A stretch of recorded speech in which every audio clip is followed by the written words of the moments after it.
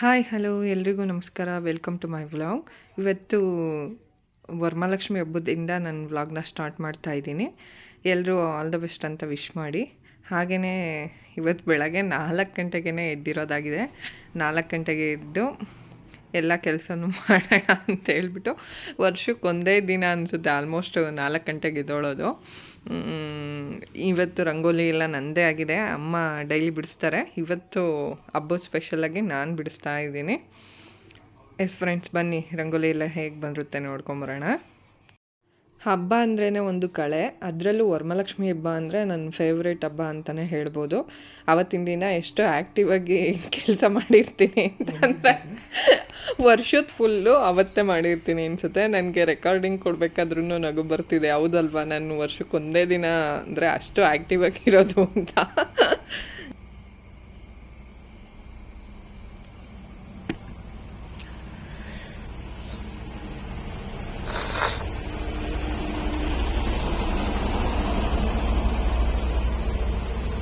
ಇವತ್ತು ನನ್ನ ಮಗಳೂ ಸಹ ನನ್ನ ಜೊತೆನೇ ಇದ್ದಿತ್ತು.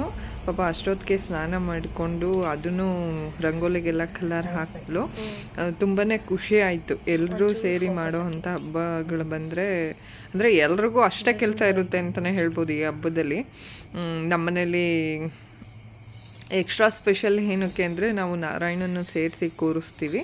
ಸೊ ಲಕ್ಷ್ಮೀನಾರಾಯಣ ಸಮೇತ ನಾವು ಹಬ್ಬನ ಮಾಡ್ತೀವಿ.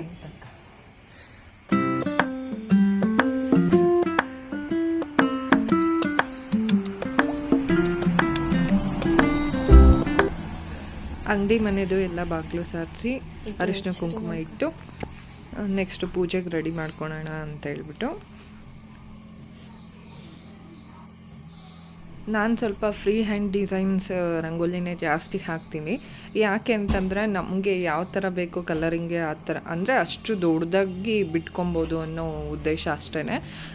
ಚುಕ್ಕಿ ಇಟ್ಕೊಂಡು ರಂಗೋಲಿ ಬಿಡೋದಂದರೆ ನನಗೆ ಸ್ವಲ್ಪ ಅಂದರೆ ಫಾಸ್ಟಾಗಿ ಹಾಕಲಿಕ್ಕೆ ಮತ್ತು ಇನ್ನು ತಪ್ಪಾದರೆ ಎಲ್ಲ ಕಷ್ಟ ಅಂತ ಅನಿಸುತ್ತೆ. ಇದಾದರೆ ಮ್ಯಾನೇಜ್ ಮಾಡ್ಕೊಬೋದು ಅಂತ ಅನಿಸುತ್ತೆ ನನಗೆ. ಸೊ ನಾನು ಯಾವಾಗಲೂ ಅಂದರೆ ಹಬ್ಬದ ಟೈಮಲ್ಲಿ ಸ್ವಲ್ಪ ಫ್ರೀ ಹ್ಯಾಂಡ್ ರಂಗೋಲಿನ ಬಿಡೋದು. ಅದಾದರೆ ತುಂಬ ಎಷ್ಟು ದೊಡ್ಡದಾಗಿ ಬೇಕು ಅಂದರೆ ಅಷ್ಟು ದೊಡ್ಡದಾಗಿ ಬಿಡ್ಬೋದು. ಪ್ಲಸ್ ಒಂದು 10 ಮಿನಿಟ್ಸ್ಗೆಲ್ಲ ರಂಗೋಲಿ ಬಿಟ್ಟು ಆಗೋಗ್ಬಿಟ್ಟಿರುತ್ತೆ. ಸೊ ಈ ಬೆಳಗಿನ ಜಾವದ್ದು ವೈಬ್ರೇಷನ್ ಇರುತ್ತಲ್ಲ, ಅದು ಹೇಗೆ ಕೇಳಿಸುತ್ತೆ ಅಂತ ಒಂದು ಸಲ ಕೇಳಿಸ್ಕೊಡಿ. ಒಂಥರ ಗುಯ್ ಅನ್ನೋ ಸೌಂಡ್ ಇರುತ್ತಲ್ಲ, ನನಗೆ ಭಯ ಆಗ್ತಾ ಇರುತ್ತೆ. ಅಂದರೆ ನಮ್ಮನೆ ಬಸ್ ಸ್ಟ್ಯಾಂಡಲ್ಲೇ ಇರೋದರಿಂದ ಅಷ್ಟು ಭಯ ಅಂತ ಅನಿಸಲ್ಲ. ಅಂದ್ರೂ ಯಾರೂ ಓಡಾಡ್ತಿರಲ್ಲ. ಆಚೆ ಬಂದು ಹಿಂಗೆ ರಂಗೋಲಿ ಎಲ್ಲ ಬಿಡಬೇಕಿರುತ್ತಲ್ಲ, ನನ್ನ ಜೊತೆ ನನ್ನ ಮಗಳನ್ನೇ ಎಬ್ರಿಸ್ಕೊಂಡು ಕರ್ಕೊಂಬಂದಿದ್ದೀನಿ ಬಾಯಿಲಿ ಅಂತ ಹೇಳ್ಬಿಟ್ಟು. ಸೊ ಹಂಗಾಗಿ ಅಷ್ಟು ಭಯ ಅನ್ನಿಸ್ತಿಲ್ಲ. ಅಂದ್ರೂ ಆ ಸೌಂಡ್ ಇದೆಯಲ್ಲ ಗುಯ್ ಅನ್ನೋದು, ಅದನ್ನು ಕೇಳ್ತಾ ಇದ್ದರೆ ಒಂಥರ ನಾವು ಬೇಗ ಎದ್ದಿದ್ದೀವಿ ಅನ್ನೋ ಫೀಲ್ ಬರುತ್ತೆ.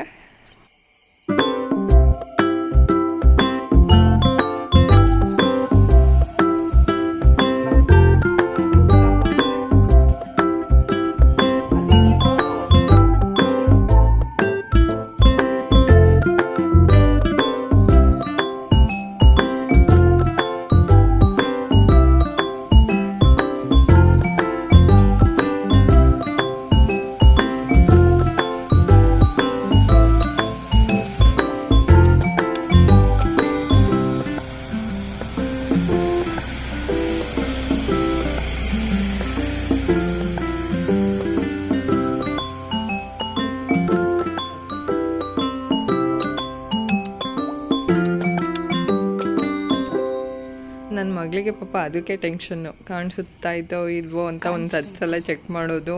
ಅಂದರೆ ಬಂದಿಲ್ಲ ಅಂತ ಬೈದ್ಬಿಡ್ತೀನಿ ಇನ್ನು ಅಂತ ಹೇಳ್ಬಿಟ್ಟು, ರಂಗೋಲಿ ಹಾಕಿರೋದು ಬಂದಿಲ್ಲ ಅಂತ ಹೇಳ್ಬಿಟ್ಟು ಅದನ್ನೇ 10 ಸಲ ಚೆಕ್ ಮಾಡೋದು, ಇನ್ನೇನಾದರೂ ಹೆಲ್ಪ್ ಮಾಡೋದು ಮಾಡ್ಕೊಂಡಿತ್ತು.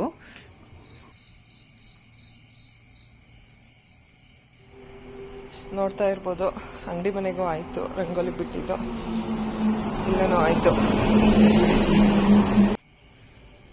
ಇವಾಗ ಸ್ನಾನ ಮಾಡ್ಕೊಂಡು ಬಂದೆ, ಪೂಜೆ ಮಾಡೋದು ಬಂದೆ.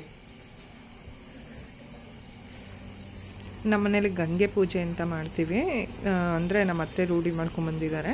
ಹೊರಗಡೆಯಿಂದ ನಾವು ಅಂದರೆ ನೀರು ಚೆಂಬಲ್ಲಿ ನೀರು ತುಂಬಿಸ್ಕೊಂಡು ತುಂಬಿದ ಬಿಂದಿಗೆ ಅಂತ ಹೇಳ್ಬಿಟ್ಟು ತೊಗೊಂಡು ಒಳಗೆ ಬರ್ತೀವಿ. ಅದನ್ನು ದೇವ್ರ ಮನೇಲಿಟ್ಟು ಆಮೇಲೆ ಬೇಕು ಅಂದರೆ ಕಳಸಕ್ಕೆ ಬಳಸ್ಕೊತೀವಿ. ಅದನ್ನು ತೊಗೊಂಡೋಗ್ಲಿಕ್ಕೆ ಅಂತ ಇವಾಗ ಪೂಜೆ ಮಾಡೋಕ್ಕೆ ಬಂದಿದ್ದೀವಿ. ಇದನ್ನು ತೊಗೊಂಡೋಗಿದ್ದಾದಮೇಲೆ ಅಂದರೆ ಇನ್ನು 10:30 ಇರುತ್ತಲ್ಲ ರಾಹುಕಾಲ, ಅದರೊಳಗಡೆ ನಾವು ಪೂಜೆ ಮಾಡ್ಕೊತೀವಿ. ಅಲ್ಲಿ ತನಕ ಏನು ಇದು ಮಾಡಲ್ಲ. ಇಲ್ಲಿ ಸಂಪು ಟ್ಯಾಂಕು ಇದೆಯಲ್ಲ, ಅಲ್ಲೇ ಇಟ್ಕೊಂಡು ಪೂಜೆ ಮಾಡೋದು.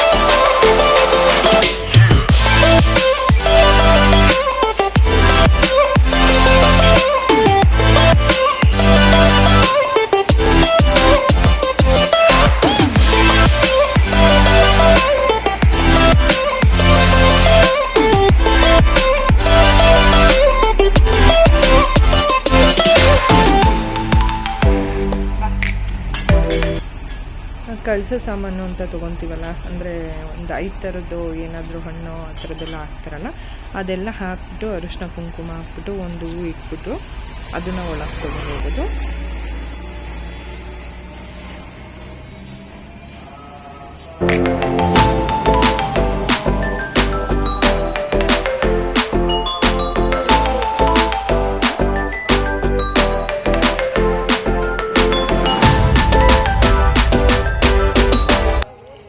ವರ್ಷನೂ ನನ್ನ ಮಗಳು ಮಲ್ಕೊಂಡಿರ್ತಿತ್ತು. ಒಂದು 7:30 ಹಂಗೆ ಇದ್ದವಳವಳು. ಈ ಸಲ ಹೇಳ್ಬಿಟ್ಟೆ ಮಲ್ಕೊಂಡಿದ್ಲು, ನಾನು ಎಬ್ಬರಿಸ್ರಿ ನಾನು ಪೂಜೆ ಮಾಡಬೇಕು ಅಂತ ಹೇಳ್ಬಿಟ್ಟು ಇವಾಗ ಪೂಜೆ ಮಾಡ್ತಿದ್ದಾಳೆ. ಅಂದರೆ ಮೀನ್ಸ್ ಅವಳು ಅಂದರೆ ಶೀತ ಸ್ವಲ್ಪ ಅವಳಿಗೆ, ಹಾಗಾಗಿ ನಾನೇ ಏನು ಎದ್ದೇಳಿಸ್ತಿರ್ಲಿಲ್ಲ. ಇವಾಗ ಸ್ವಲ್ಪ ದೊಡ್ಡೋಳಾಗಿದ್ದಾಳಲ್ಲ, ಅವಳಿಗೂ ಎಲ್ಲ ನೋಡ್ಕೊಂಡ್ಬಿಟ್ಟು ಮಾಡಬೇಕು ಅಂತ. ಇವಾಗ ಪೂಜೆ ಎಲ್ಲ ಆಯಿತು ಹೊರಗಡೆದು.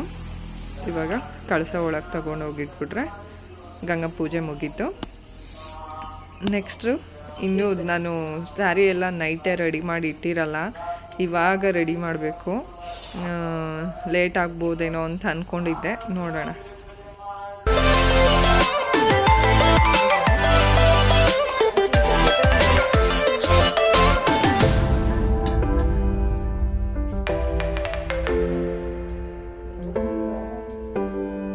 ಇವಾಗ ಒಂದು 6 o'clock ಅನಿಸುತ್ತೆ. ಸ್ವಲ್ಪ ಬೆಳಕಾಗಿದೆ ನೋಡಿ. ಇವಾಗ ರಂಗೋಲಿಗೆಲ್ಲ ಹೂವು ಇಟ್ಬಿಟ್ಟು ಬಾಗಿಲಿಗೆಲ್ಲ ಹೂವು ಹಾಕಿರಲಿಲ್ಲ, ಬರೀ ಅರಿಶಿನ ಕುಂಕುಮ ಇಟ್ಟು ರಂಗೋಲಿ ಬಿಟ್ಟಿದ್ದೆ. ಇವಾಗ ಹೂವು ಕಿತ್ಕೊಂಬಂದು ಹೂವು ಇಡ್ತಾ ಇದ್ದೀನಿ.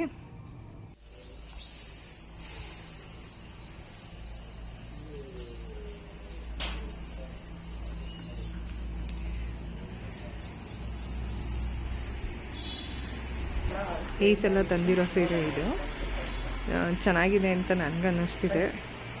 ಹೆಂಗಿದೆ ಅಂತ ಕಮೆಂಟ್ ಮಾಡಿ.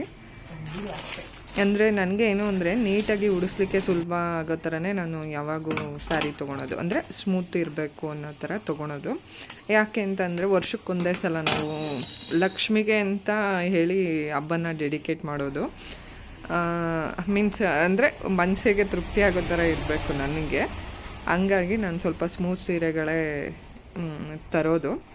ಇದು ತುಂಬ ಚೆನ್ನಾಗಿ ಬಂತು ಉಡಿಸಿದಾದ್ಮೇಲೆ ನನಗಂತ ಅನ್ನಿಸ್ತು. ಮತ್ತೆ ಟೇಬಲ್ ಸರಿ ಹೋಗಲಿಲ್ಲ ಅಂತ ಹೇಳ್ಬಿಟ್ಟು ಚಿಕ್ಕದಾಯಿತು ಅಂತೇಳಿ ಮತ್ತೆ ದೊಡ್ಡ ಟೇಬಲ್ ಇಟ್ಟು ದೇವ್ರನ್ನ ಅದ್ರ ಮೇಲೆ ಇಟ್ವಿ.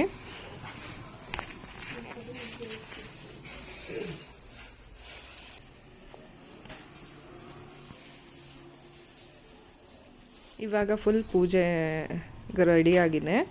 ಇವಾಗ ಪೂಜೆ ಮಾಡಬೇಕು. ಹೇಗೆ ಬಂದಿದೆ ನಮ್ಮ ಮನೆ ಲಕ್ಷ್ಮಿ ಮತ್ತು ನಾರಾಯಣ ಅಂತ ತಿಳಿಸಿ ಕಾಮೆಂಟ್ ಸೆಕ್ಷನಲ್ಲಿ. ಹಾಗೆ ನೀವು ಹೇಗೆ ಹಬ್ಬ ಮಾಡಿದ್ರಿ ಅಂತಲೂ ತಿಳಿಸಿ.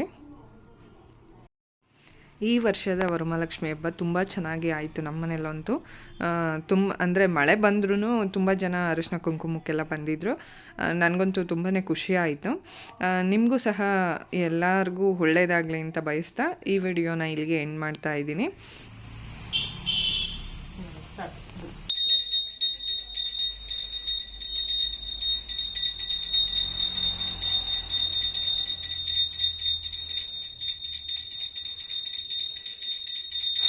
ಕೊನೆಯದಾಗಿ ಎಲ್ಲವನ್ನು ಕೊಟ್ಟಂಥ ಲಕ್ಷ್ಮಿಗೆ ನಾವು ಅಂದರೆ ತುಂಬ ಚೆನ್ನಾಗಿರಲಿಕ್ಕೆ ಕಾರಣವೇ ದುಡ್ಡು.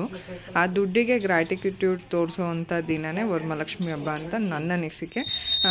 ನನಗೆ ತುಂಬಾ ಖುಷಿ ಇದೆ ವರಮಹಾಲಕ್ಷ್ಮಿ ಹಬ್ಬನ ತುಂಬ ಚೆನ್ನಾಗಿ ಸೆಲೆಬ್ರೇಟ್ ಮಾಡಿದ್ದಕ್ಕೆ. ಥ್ಯಾಂಕ್ ಯು ಸೋ ಮಚ್ ಅಂತ ಹೇಳ್ತಾ ಎಲ್ರಿಗೂ ಈ ವಿಡಿಯೋನ ಇಲ್ಲಿಗೆ ಎಂಡ್ ಮಾಡ್ತೀನಿ. ಟೇಕ್ ಕೇರ್, ಬಾಯ್.